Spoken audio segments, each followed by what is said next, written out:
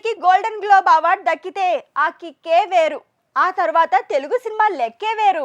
అయితే ట్రిపుల్ మరి బంగారు గోళం దక్కుతుందా? మరో 12 గంటల్లో తేలనుంది. బుధవారం ఉదయం ట్రిపుల్ తలరాత డిసైడ్ కానుంది.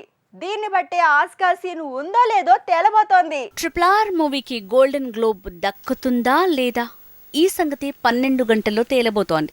బుధవారం ఉదయం 6:30కి యుఎస్లో మొదలయ్యే గోల్డెన్ గ్లోబ్ అవార్డ్స్ సెరమనీలో ట్రిపుల్ ఫేట్ తేలబోతోంది. Triple best song, best foreign language movies కేటగిరీలో గోల్డెన్ గ్లోబ్ నామినేషన్లు దక్కించుకుంది.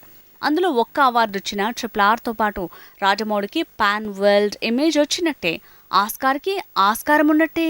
ట్రిపుల్కి గోల్డెన్ గ్లోబ్ అవార్డు దక్కితే ఆ ప్రభావం ఆస్కార్ నామినేషన్స్ మీద పడొచ్చు.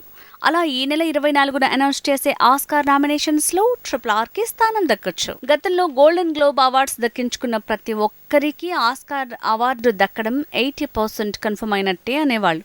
అలా చూసుకున్నా కూడా గోల్డెన్ గ్లోబ్ అవార్డ్స్ లో ఒక్కటైనా ట్రిపుల్కి రావటం చాలా క్రూషియల్. ఇక బుధవారం గోల్డెన్ గ్లోబ్ అవార్డ్స్ తో ట్రిపుల్ ఫేట్ తేలనుంది.